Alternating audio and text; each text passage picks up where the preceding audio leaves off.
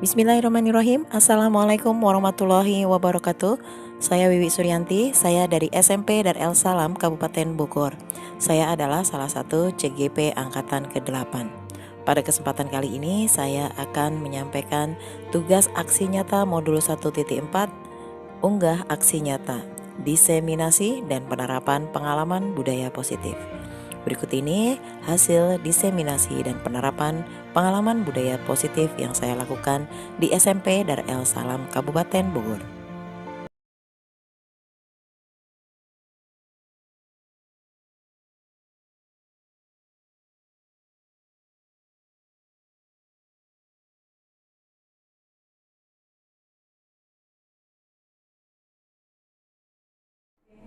Bismillahirrahmanirrahim. Assalamualaikum warahmatullahi wabarakatuh. Waalaikumsalam warahmatullahi wabarakatuh. Oke, gimana kabarnya Bapak Ibu?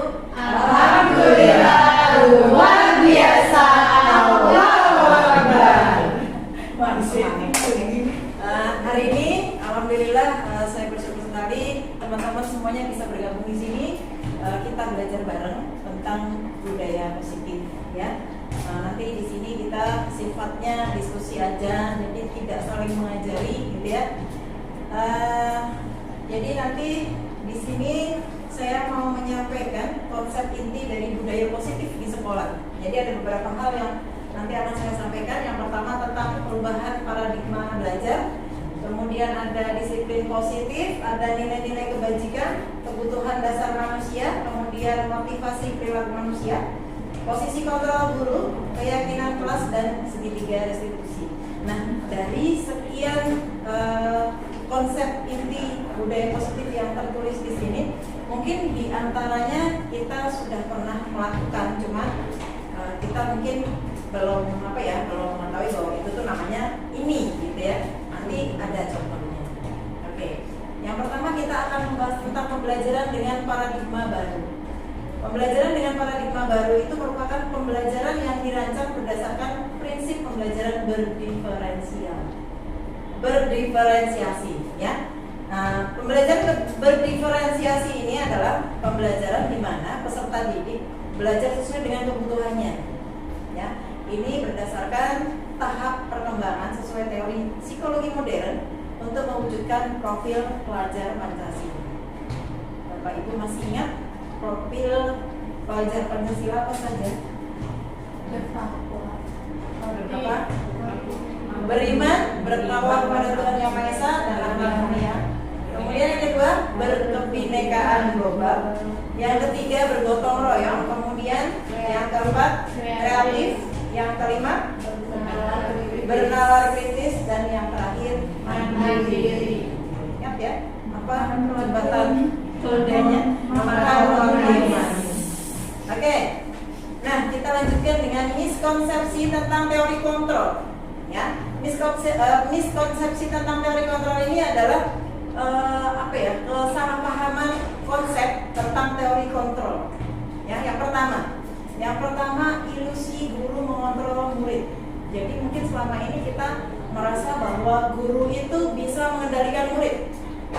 Guru itu bisa mengendalikan murid. Kemudian yang kedua, ilusi bahwa kritik dan membuat rasa bersalah mampu menguatkan karakter. Jadi terkadang kita kalau ada anak yang membuat kesalahan, melanggar peraturan, terkadang kita menegur di depan teman-temannya, atau kita bicara lantang, kita omelin, kayak gitu.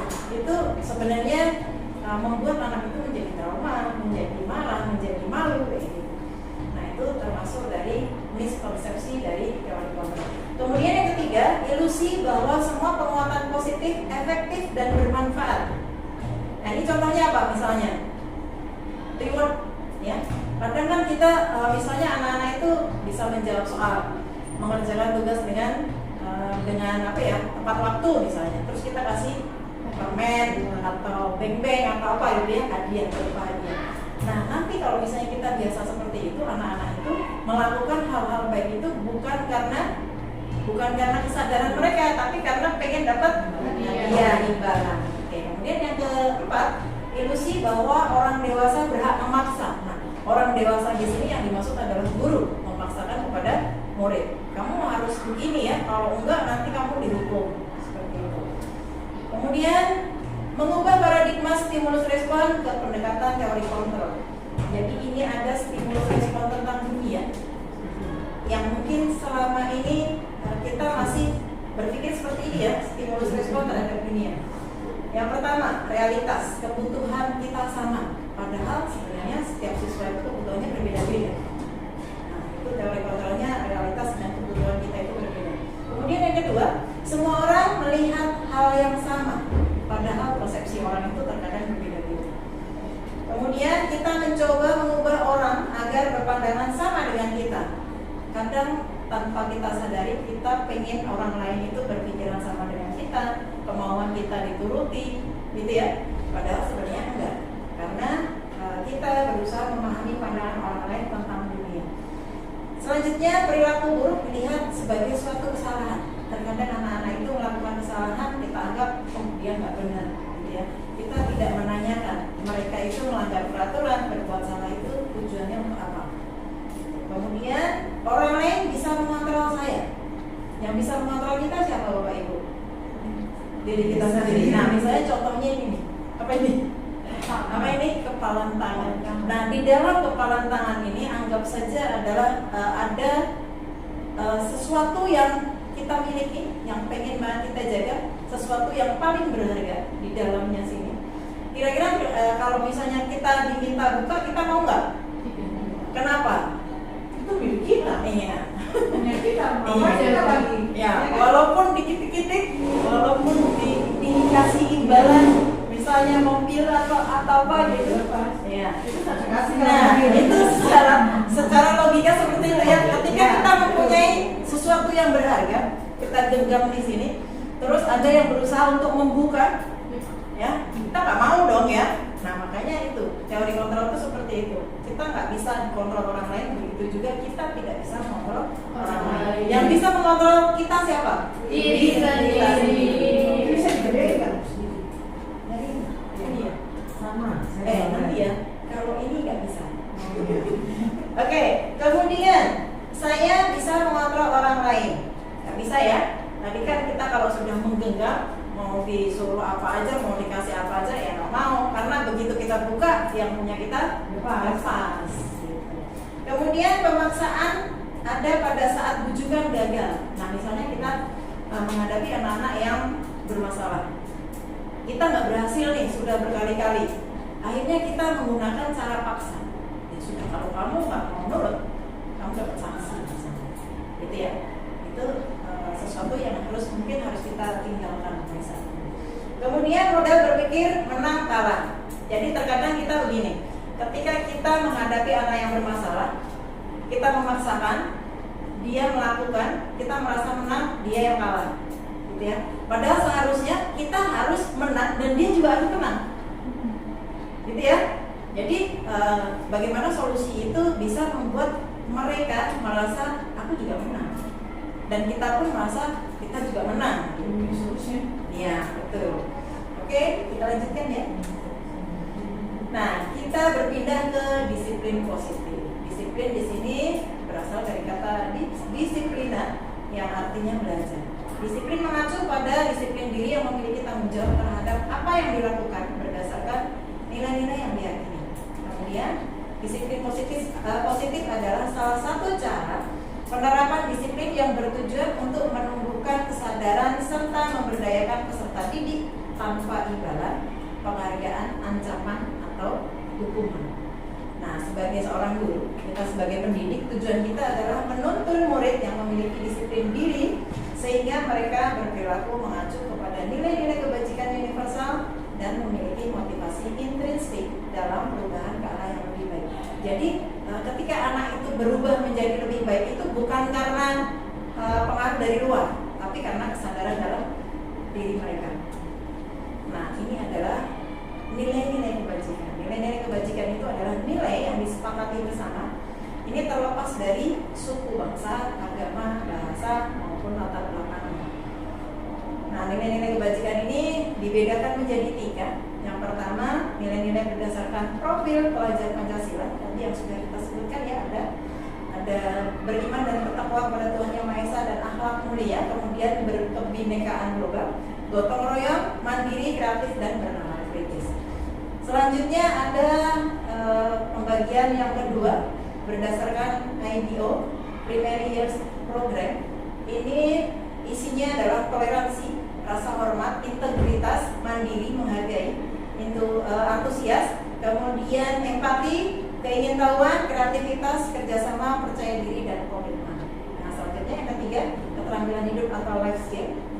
Di sini nilai-nilai kebajikannya adalah dapat dipercaya, lurus hati, pendengar yang aktif, tidak merendahkan orang lain, dan memberikan yang terbaik untuk diri sendiri. Oke, kita beralih ke kebutuhan dasar manusia. Apakah kita semuanya mempunyai kebutuhan dasar? Ya, pastilah ya. Kalau kita masih sebagai manusia, pasti kita punya kebutuhan dasar. Nah, kebutuhan dasar di sini adalah segala sesuatu yang kita lakukan untuk mendapatkan apa yang kita inginkan. Seluruh tindakan yang kita lakukan memiliki tujuan tertentu, dan semua usaha terbaik yang kita lakukan adalah dalam rangka agar kebutuhan dasar kita terpenuhi dengan baik. Apa saja kebutuhan dasar manusia? Ada 5. Yang pertama, bertahan hidup. Yang kedua, kasih sayang dan rasa diterima. Yang ketiga, penguasaan. Yang keempat, kebebasan. Dan yang kelima, kesenangan. Contohnya apa? Bertahan hidup. Bekerja. Bekerja itu untuk apa? Untuk makan. Terus apa? Pakaian. Ya. Terus kebutuhan pokok. Iya, kebutuhan pokok. Sandang pakaian, tempat tinggal, pangan, kesehatan. Nah, di sini saya akan memberikan contoh ketika anak kita, salah satu anak kita misalnya bermasalah di dalam kelas, dia pas pelajaran terlihat malas-malasan, cuek gitu ya, cuek. Terus pas waktu makan istirahat, dia mengambil makanan temannya. Pokoknya nyari rusuh gitu ya. Terus ditanya sama gurunya, kenapa kamu ngambil makanan? Iya, karena saya lapar, karena saya tidak dibekali. Nah, ini berarti dia sedang mencari kebutuhan untuk bertahan hidup, ya, makan. Kemudian yang kedua, kasih sayang dan rasa diterima. Contohnya apa? Rasa diterima, dianggap, dipedulikan, berbagi, kerjasama, menjadi bagian dari suatu kelompok. Pernah nggak di antara kita itu merasa terkecilkan, merasa dicuekin, terus ketika nggak diajar, pas lagi masuk ruangan orang pada diem. Nah, itu kan merasa saya banget, berasa dikecilin. Iya, betul. Kayak misalnya ini istri ngucilin saya. Oke, nah di sini contohnya adalah, misalnya ada anak yang bertingkah gitu ya, ada masalah. Terus pas ditanya, kenapa sih kamu begitu kalau belajar nggak pernah fokus misalnya? Terus dia menjawab, iya, biar ibu perhatian sama saya. Kalau saya bertingkah, ibu kan pasti menyapa saya, menyebut nama saya, menghampiri saya. Nah, artinya anak ini sedang mencari kebutuhan dasar, kasih sayang dan rasa diterima. Pengen dianggap ada, jangan orang-orang itu terus yang disebut namanya, gitu ya. Kemudian yang ketiga, penguasaan. Penguasaan ini berkaitan dengan harga diri, keinginan untuk dianggap, memimpin, berprestasi, diakui dan dihormati. Nah, ini contoh kasusnya. Misalnya ada anak yang dia mungkin malas-malasan gitu ya, malas-malasan pas pelajaran matematika terlihat tidur-tiduran.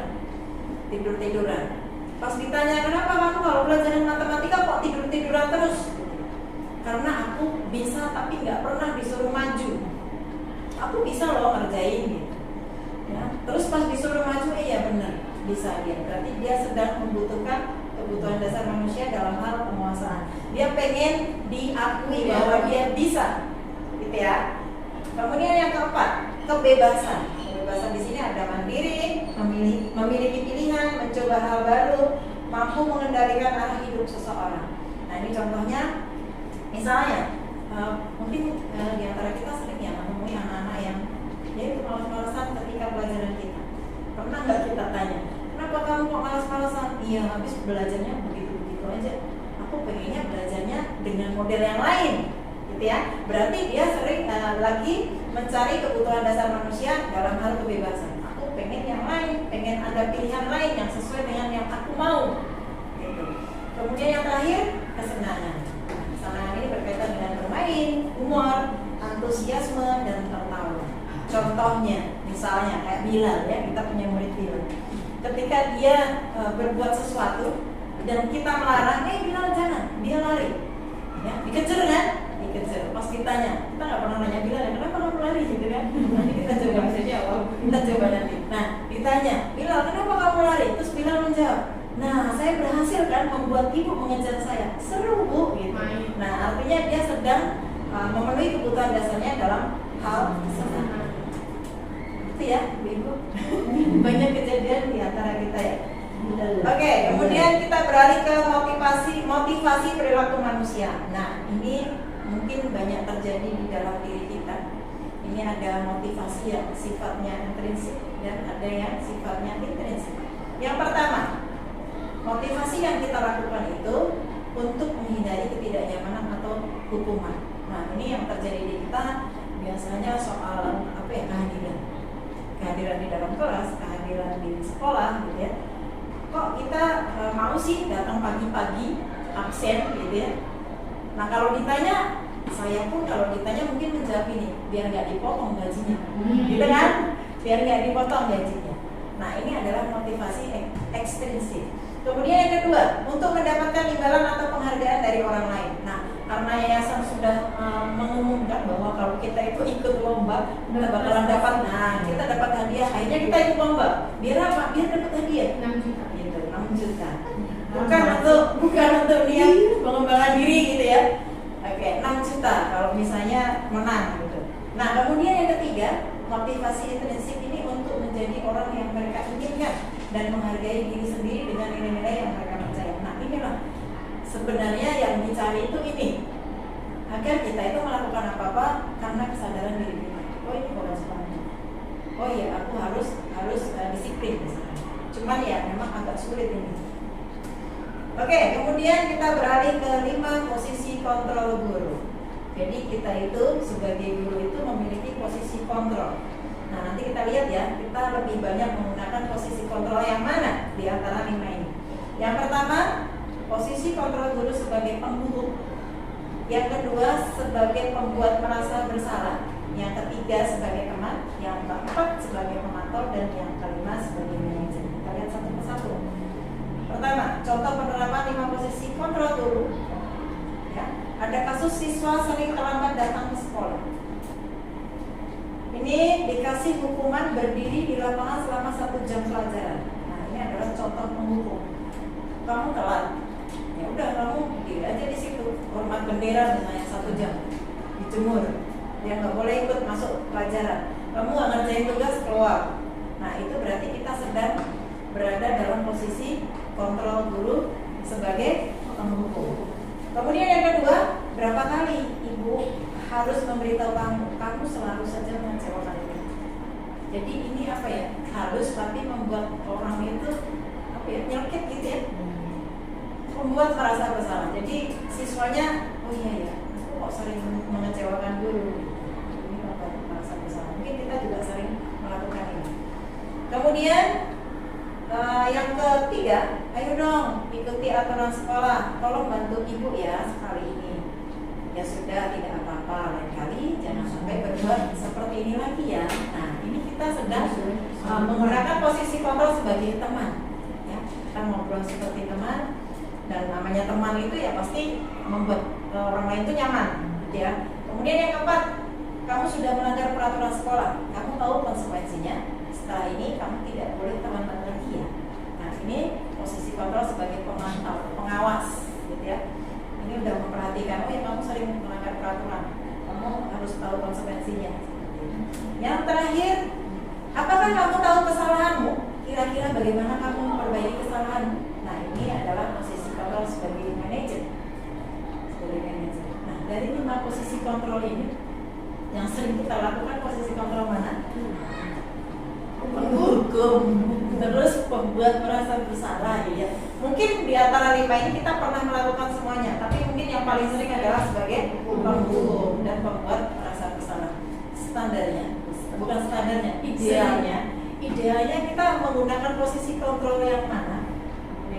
Manajer, teman, satu lagi pengawas, ya. Pengawas. Jadi idealnya itu punya 3 itu yang sering kita lakukan. Tapi kalau misalnya memang terpaksa kita harus sebagai posisi kontrolnya sebagai penghukum atau membuat merasa bersalah, ya nggak apa-apa. Tapi ya jangan terlalu sering. Oke, sekarang ini ada kuis. Silahkan dijawab. Posisi kontrol guru apakah aku? Yang pertama, saya kecewa sekali dengan kamu. Apa? Merasa bersalah. Membuat merasa bersalah. Oke, betul. Kemudian yang kedua, kamu tidak pernah benar melakukannya. Merasa bersalah? Kamu tidak pernah benar melakukannya. Coba kita lihat ya.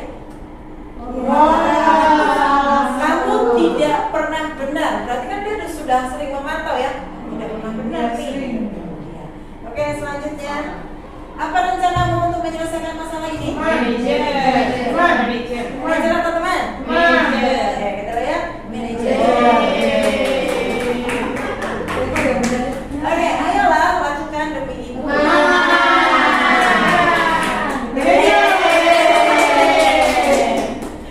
Kemudian, kamu tidak pernah mendapatkan nilai jika tidak mengerjakan tugas. Kamu tidak pernah mendapatkan nilai jika tidak mengerjakan tugas. Apa?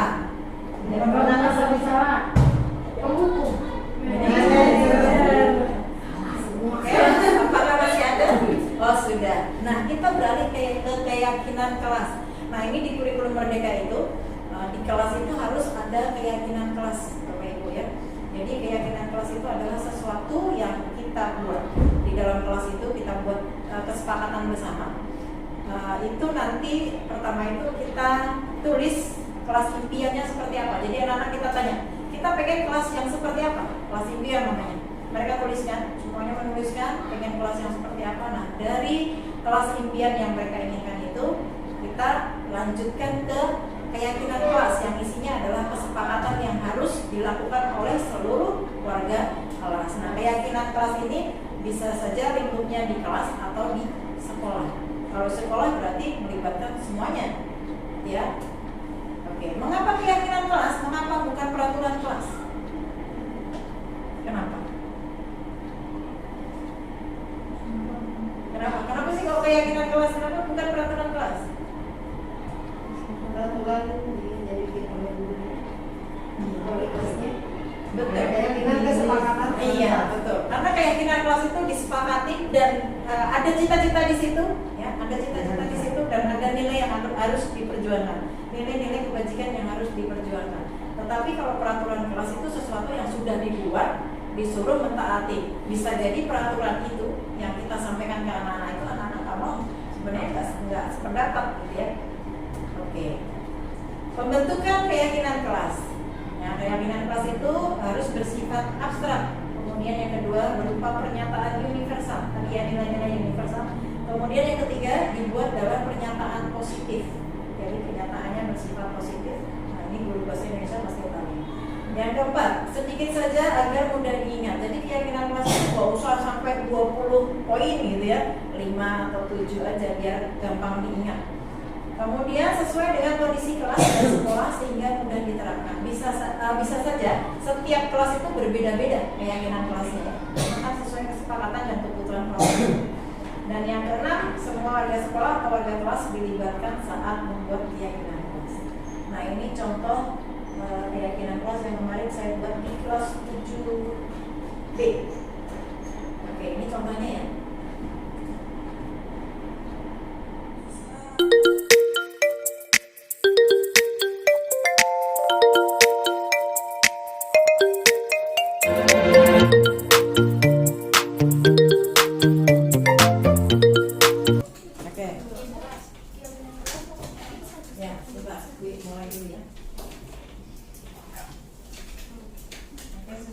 Bismillahirrahmanirrahim. Assalamualaikum warahmatullahi wabarakatuh.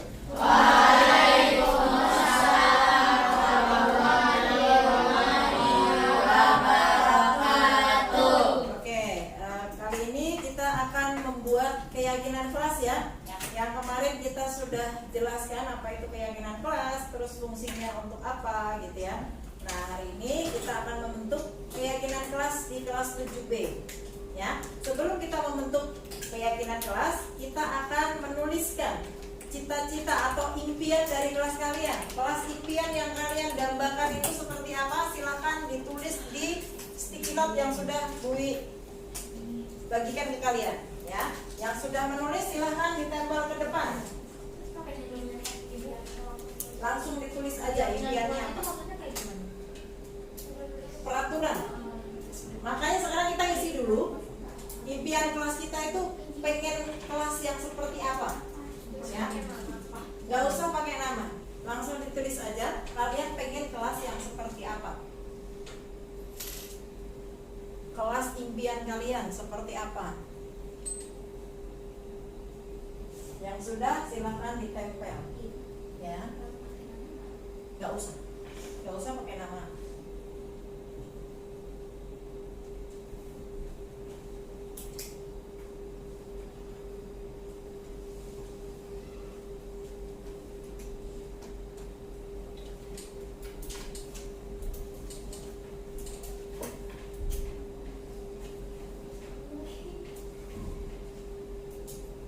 Ada yang sudah? Yang sudah boleh ditempel ke depan. Silakan ditempel yang sebelah kiri. Ya, rapi ya. Ya. Oke. Satu lagi sini. Sudah. Ini. Oke. Sama bisa. Oke.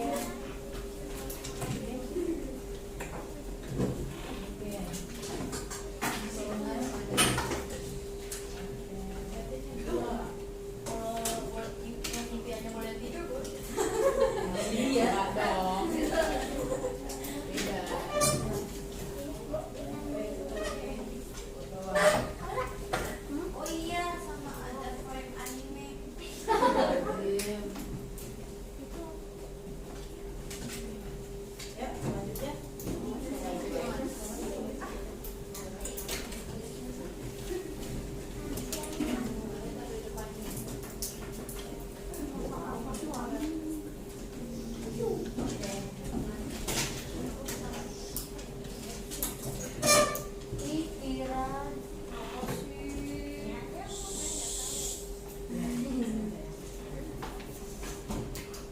Oke, sudah semua?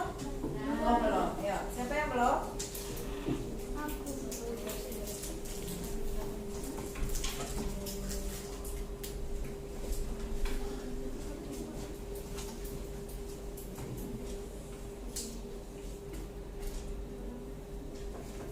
Oke.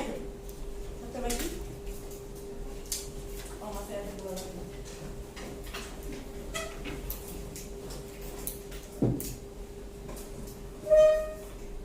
Oke, tinggalkan saya.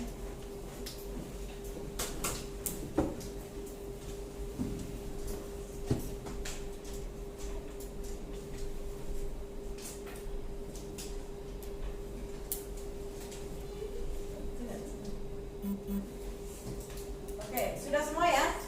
Sudah semua. Nah, ini ada beberapa impian dari kalian ya. Yang pertama Bui bacain ya. Ada loker, tempat sampah di dalam kelas, kelas bersih dan wangi. Kemudian yang kedua, tenang, nyaman, bersih. Yang ketiga, kelas yang bersih dan apa? Dan apa nih?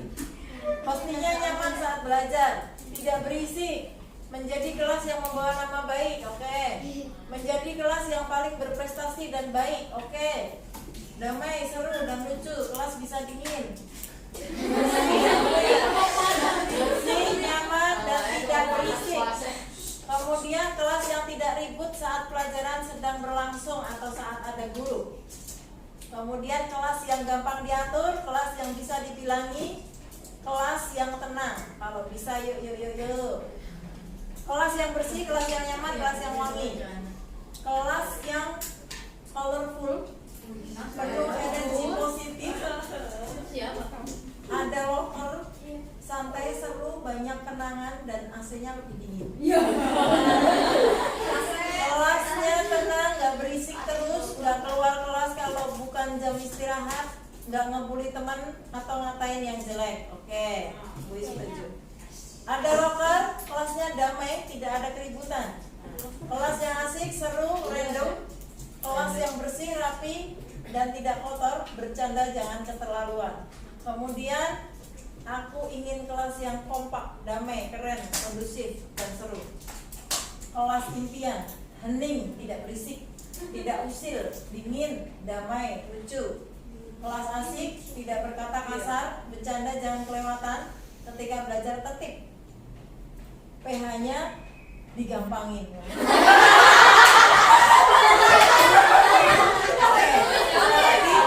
Rapi, keamanan, kebersihan, bersih, nyaman, dan asik. Kelas yang bersih, kelas yang damai, kelas yang rapi, kelas yang tertib. Terakhir, kelas yang rapi, asik, dan tidak bikin guru marah dengan kelas ini. Oke. Ternyata impian kalian itu bagus-bagus. Nah, biar impian kalian itu tercapai, berarti kita punya kesepakatan. Ya. Ibu boleh gampang tanya. Ya boleh, nanti dibilangin sama guru-guru, gampangin ya PH-nya. PH itu menjadi gampang kalau kalian memperhatikan pelajaran. Ya, ada tugas dikerjakan. Baru tuh PH-nya pasti gampang karena kita sudah paham, sudah menguasai materi, sudah belajar, pasti PH-nya gampang semua. Itu.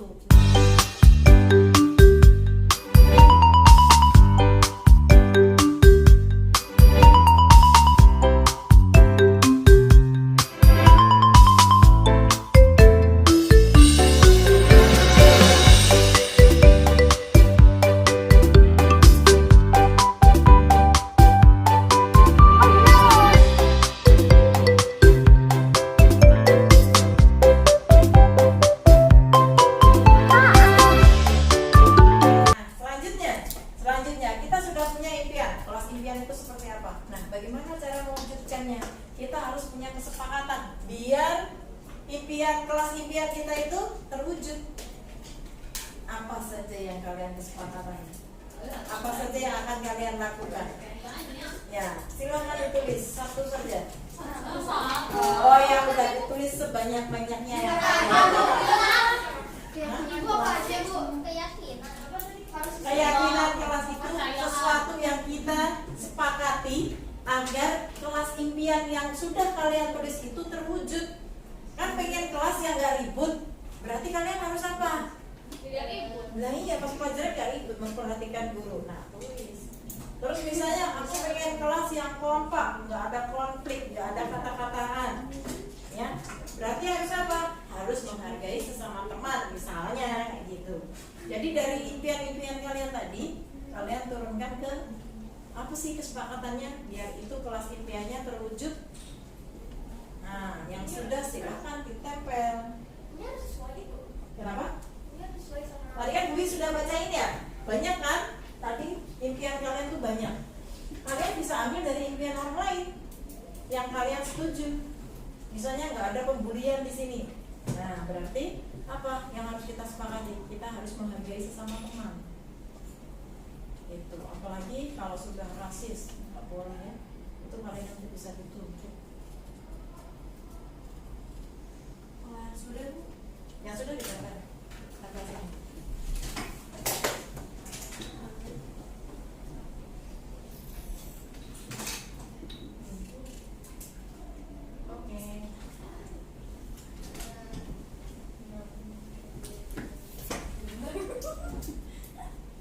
Oke, sudah silakan ditempel.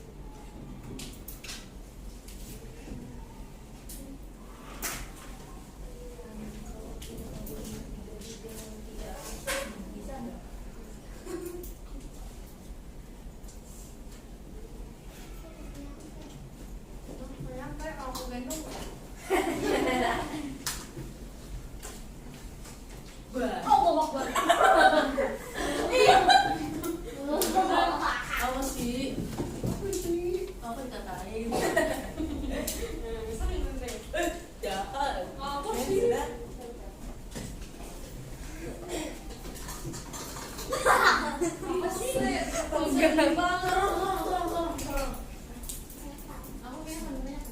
Enggak deh. Berapa? Oke.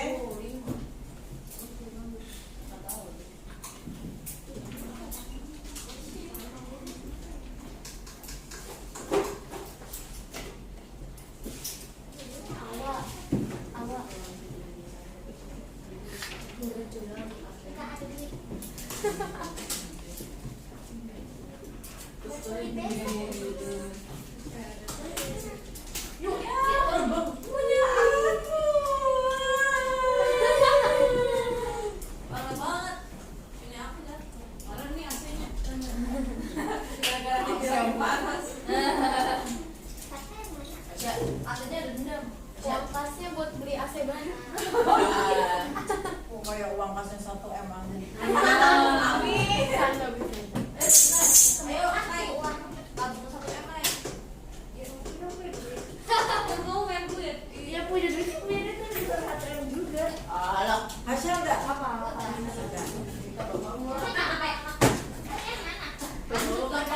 Minta bapak.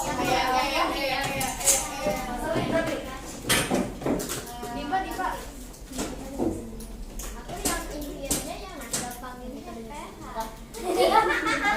udah bayar. Besoknya besok. Dewi kan Kadang-kadang. Oke, satu lagi siapa yang belum?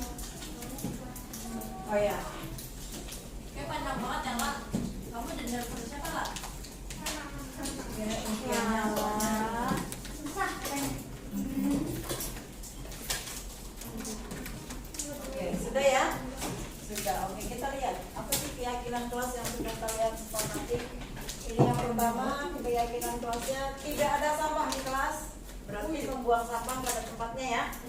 Oke, tertib saat belajar, menghargai guru yang sedang mengajar dan menghargai temannya.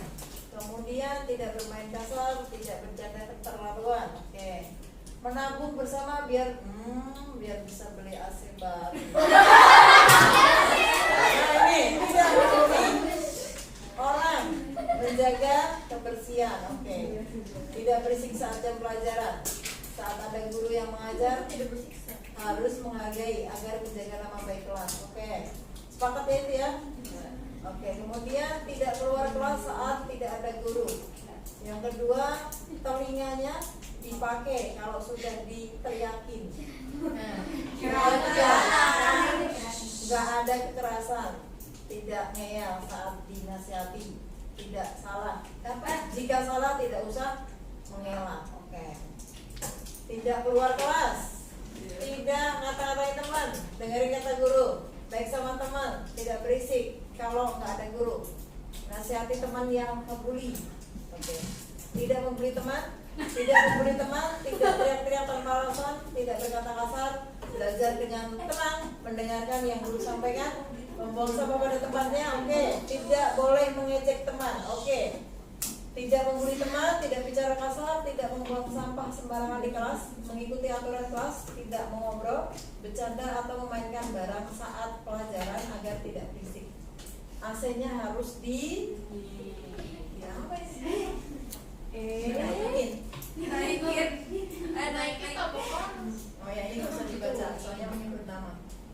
Tidak bercanda saat guru sedang mengajar, belajar dengan giat, tidak membuli teman atau rasis, tidak menyontek. Nah, tidak menyontek, tidak membuang sampah sembarangan, tidak bercanda tapi boleh bercanda tapi jangan berlebihan. Biar tidak ribut, berisik, membuli teman dan tidak berisik saat ada guru. Ya.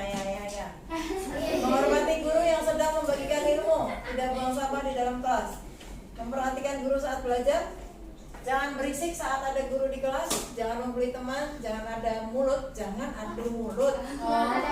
makan saat ada guru, tertib saat pelajaran, tidak ngobrol atau berisik saat sedang belajar, menjaga kebersihan kelas, tidak membuli atau rasis, menabung uang kas, hargai teman, tidak berkata kasar atau jorok yang menyakiti hati teman, menghormati guru, buang sampah pada tempatnya, tidak membuli Tidak keluar dari kelas jika bukan istirahat.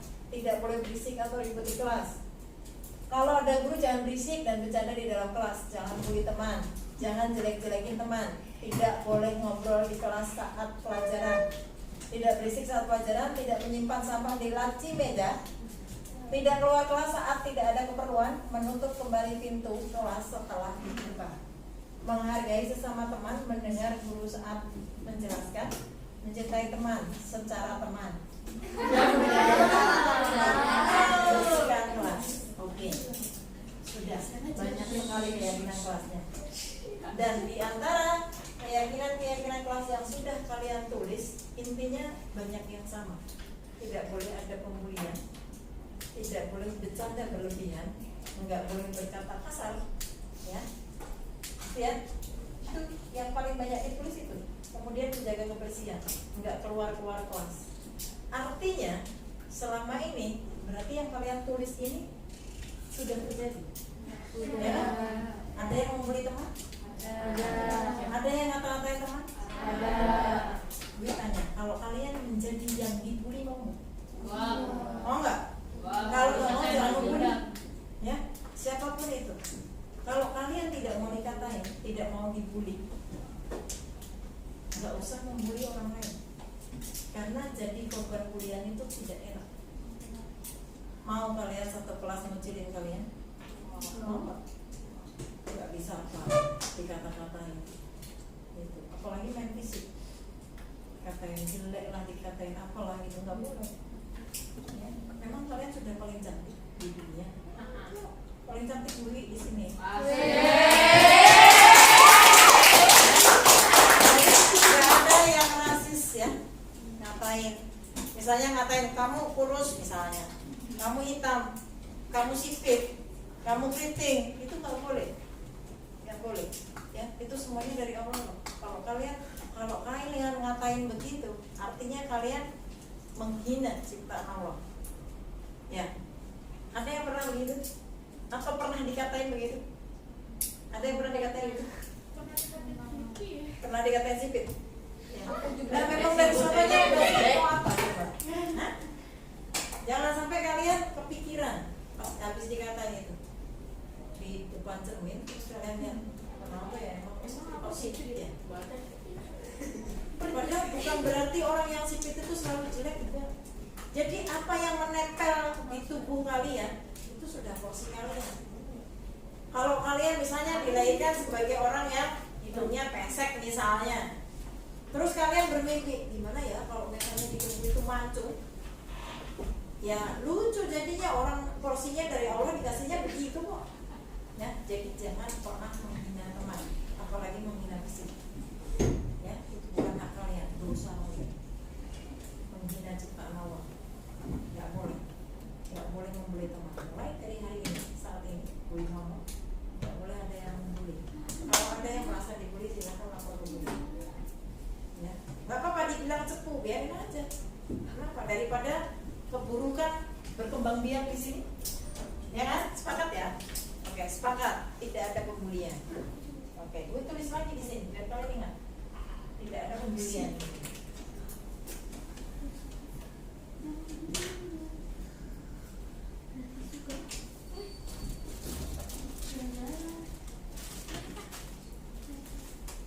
Oke, terus tadi ada tidak bercanda berlebihan. Ada yang bercandanya berlebihan? Ya. Bercanda kata-kata atau fisik? Fisik. Baik fisik maupun kata-kata tidak boleh berlebihan. Bercanda itu boleh karena kita bercanda itu semakin apa ya, mengakrabkan hubungan kita dengan teman. Tapi bercandanya yang bermutu, jangan yang nggak bermutu apalagi membahayakan. Gitu ya. Bercanda yang membahayakan itu kayak mana? Ya misalnya main pukul misalnya. Bercandanya mukul gitu. Tapi kencang mukulnya, jadi sakit, apalagi menimbulkan luka. Ya, itu bahaya. Itu kalau yang terkena bulian, misalnya pukulan, sakit, terus mau nuntut itu bisa aja kalian nuntut, lapor ke polisi, bisa loh itu dikasuskan. Jadi hati-hati. Oke, bercanda boleh, tapi jangan kelewatan. Karena semuanya ini ada orang tuanya loh, semuanya ini punya orang tua dan bisa ngadu ke orang tuanya masing-masing. Oke, kalau orang tua sudah kesini nanti kalian mau apa? Gitu ya? Oke, jadi semua orang itu punya mulut untuk melaporkan apa yang sudah diterimanya. Misalnya perbuatan yang tidak menyenangkan, perbuatan yang membuat dia tidak nyaman, bisa aja dilaporkan. Laporkan ke sekolah juga, nanti pasti ada tindak lanjut. Oke, itu ya. Nah, jadi yang bercanda berlebihan, mulai hari ini tidak boleh bercanda berlebihan. Boleh bercanda, tapi bercandanya yang benar-benar berkualitas. Bercanda berkualitas itu apa? Yang membuat kita itu semakin dekat sama teman, semakin sayang, gitu ya.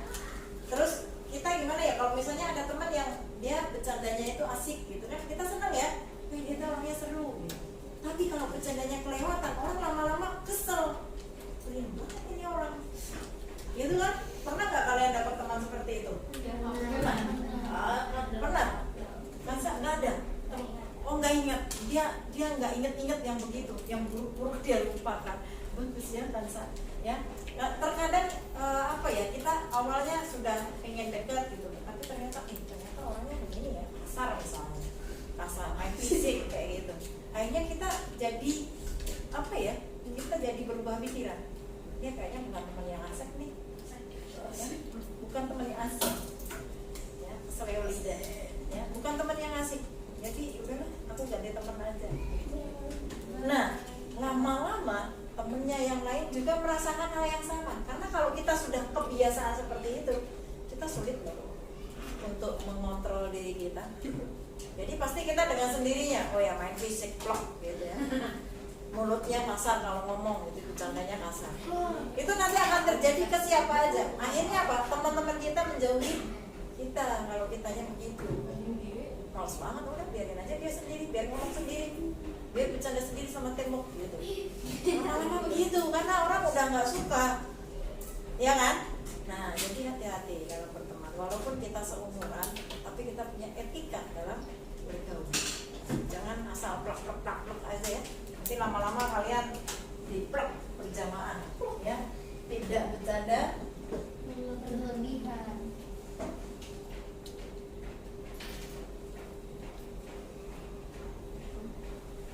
Oke, terus ada lagi. Ini hampir semuanya menulis tidak keluar kelas ketika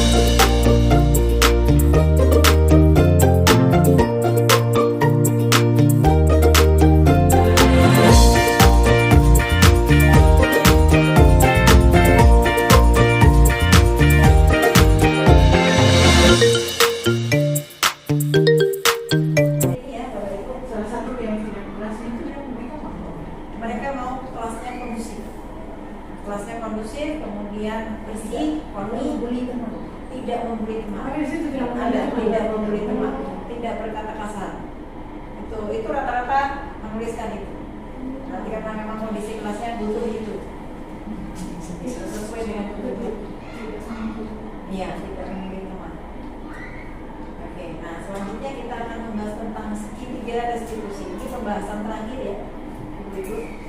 Segitiga restitusi ini adalah suatu proses dialog yang dijalankan oleh guru agar dapat menuntun murid yang mandiri dan bertanggung jawab. Segitiga restitusi itu terdiri dari 3 tahap. Yang pertama, menstabilkan identitas. Yang kedua, validasi tindakan yang salah. Dan yang ketiga, menanyakan keyakinan. Saya yakin ibu-ibu di sini semuanya pernah melakukan segitiga restitusi. Oke, yang pertama, menstabilkan identitas dulu yang harus kita lakukan. Ini berdasarkan prinsip membuat kesalahan adalah bagian dari proses pembelajaran. Jadi anak salah itu kita harus tanya dulu, kenapa kamu berbuat ini, gitu ya. Nah, ini pernyataan yang menunjukkan tahap menstabilkan identitas. Yang pertama, berbuat salah itu wajar. boleh berbuat salah itu. Tapi nanti ada lanjutannya ya, tapi. Kemudian yang kedua, tidak ada manusia yang sempurna. Semua orang pernah melakukan kesalahan. Kemudian yang ketiga, ibu atau bapak juga pernah melakukan itu. Artinya kita menenangkan anak yang bermasalah ini bahwa ya bukan akhir dari segalanya ketika mereka itu berbuat kesalahan. Kemudian ibu atau bapak tidak mau mencari siapa yang salah, tapi ibu atau bapak ingin mencari solusi dari permasalahan itu. Kemudian yang terakhir, kamu berhak merasa begitu. Kemudian validasi tindakan yang salah, ini tahap kedua. Ini berdasarkan prinsip setiap perilaku berupaya memenuhi suatu kebutuhan tertentu. Ini kata-kata yang kita lontarkan ke anak tersebut. Kamu pasti punya alasan mengapa melakukan hal itu. Kemudian yang kedua, adakah cara efektif untuk mendapatkan apa yang kamu butuhkan? Yang ketiga, kamu patut berbangga karena telah melindungi sesuatu yang penting buat kamu. Yang keempat, kamu melakukannya karena mempertahankan sesuatu yang penting buatmu. Oke, kemudian yang terakhir menanyakan keyakinan, karena tadi kan sudah dibuat kesepakatan ya. Nah, ini berdasarkan teori kontrol bahwa pada dasarnya kita termotivasi secara intrinsik, kesadaran diri. Ini yang pertama contohnya, apa keyakinan kelas kita? Jadi kita ingat nggak keyakinan kelas yang sudah kita sepakati? Yang kedua, nilai-nilai apa yang telah disepakati bersama? Ya, diingatkan lagi. Yang ketiga, bagaimana gambaran sebuah kelas yang ideal menurut kalian, menurut kamu? Kemudian yang terakhir, kamu ingin menjadi orang yang seperti apa? Kok berbuat seperti itu? Kamu pengen jadi seperti apa? Oke, ini ada contohnya.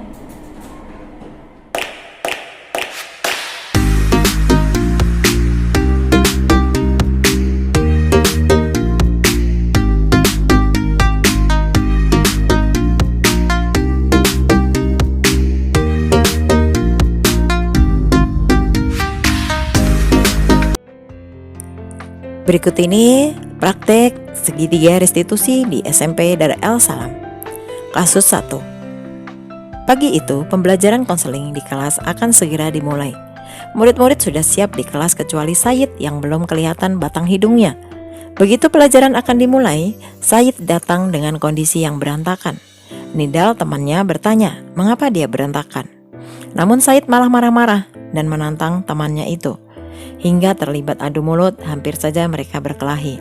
Ibu Wiwi berusaha menenangkan keduanya dan bertanya kepada Said dan Nidal.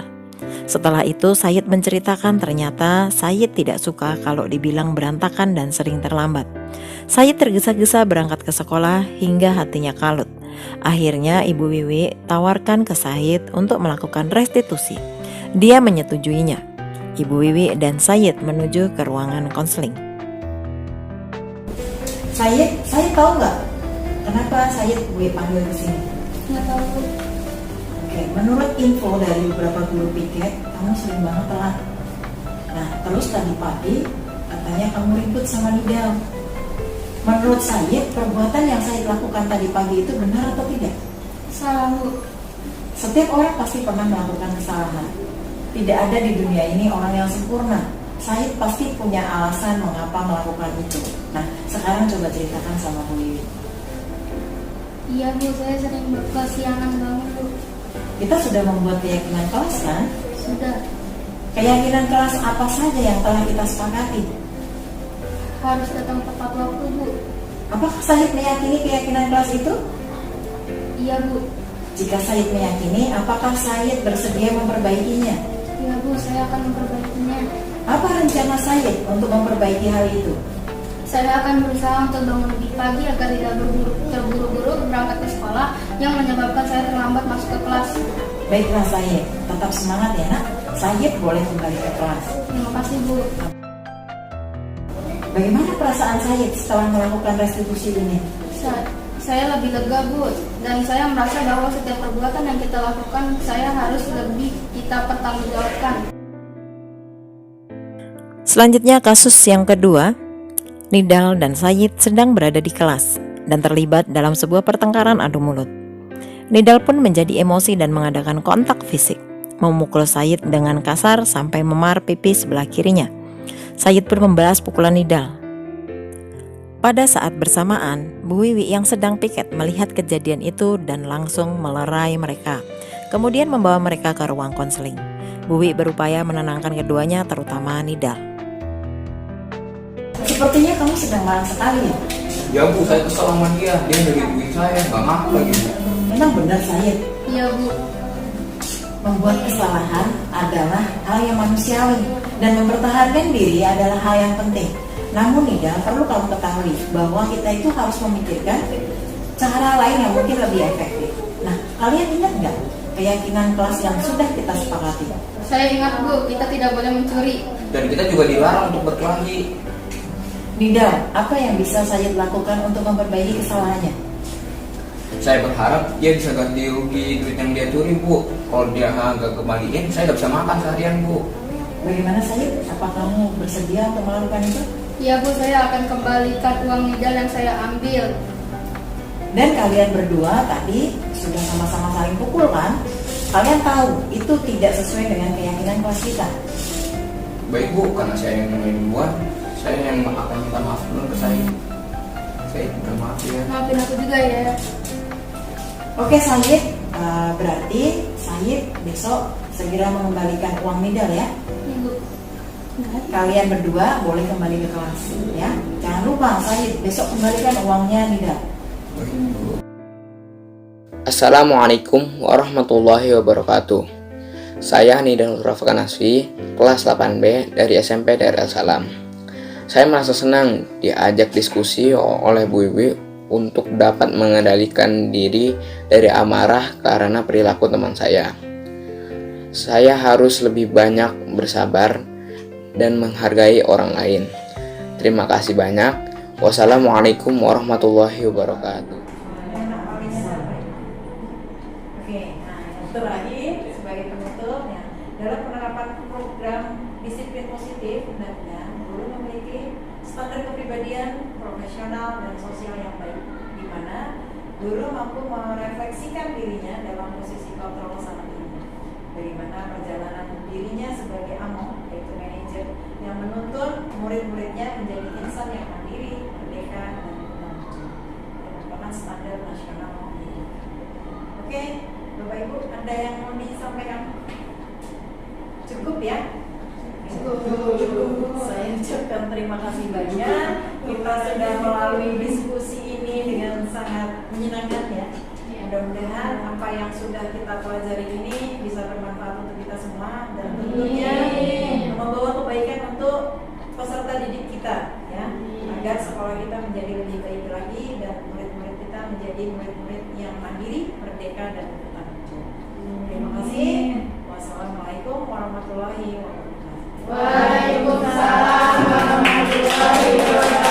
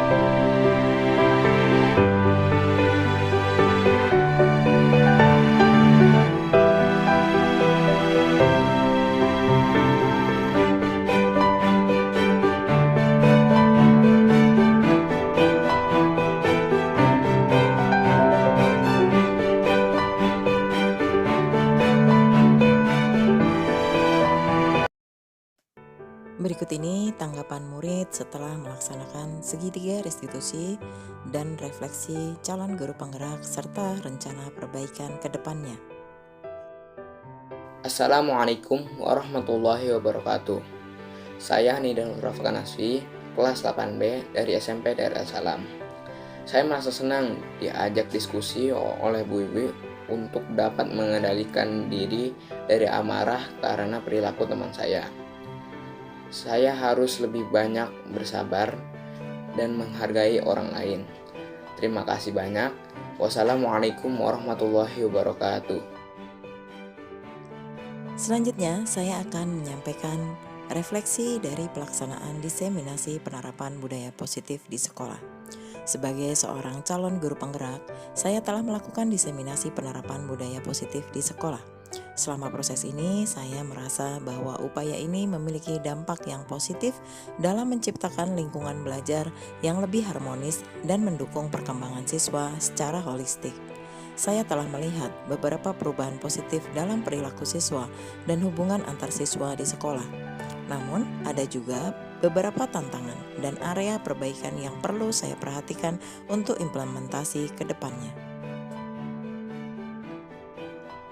Berikut ini beberapa dampak positif dari pelaksanaan diseminasi penerapan budaya positif. Yang pertama, perubahan perilaku. Saya melihat bahwa beberapa siswa mulai menunjukkan perubahan positif dalam perilaku mereka. Mereka lebih sadar akan pentingnya sikap saling menghargai, toleransi, dan kerjasama dalam interaksi sehari-hari. Kemudian yang kedua, hubungan sosial yang lebih baik. Ada peningkatan dalam hubungan sosial antar siswa.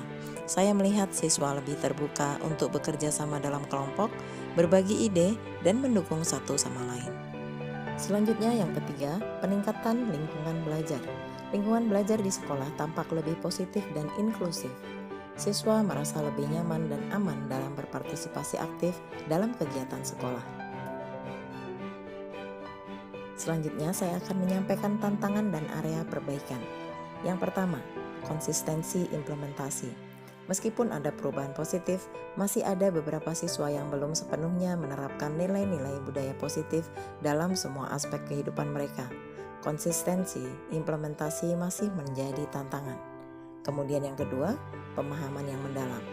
Beberapa siswa mungkin belum sepenuhnya memahami konsep budaya positif dan bagaimana hal itu berdampak pada diri mereka sendiri dan lingkungan sekitar.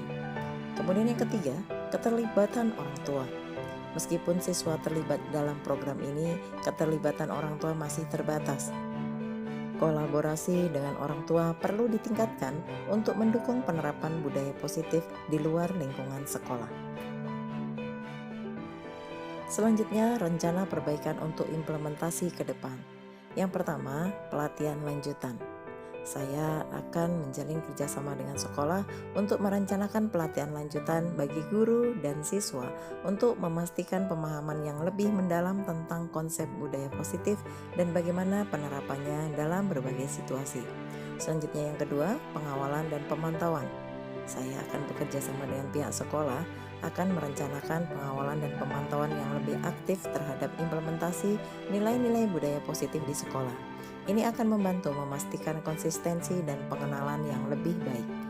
Kemudian yang ketiga, melibatkan orang tua. Saya akan bekerja sama dengan pihak sekolah dan orang tua untuk menciptakan peluang interaksi dan kolaborasi yang lebih besar. Ini akan membantu mengintegrasikan budaya positif di dalam dan di luar lingkungan sekolah. Selanjutnya yang keempat, menggunakan metode kreatif. Saya akan mencari cara-cara kreatif untuk mengajarkan nilai-nilai budaya positif seperti melalui cerita, permainan peran, dan proyek kolaboratif.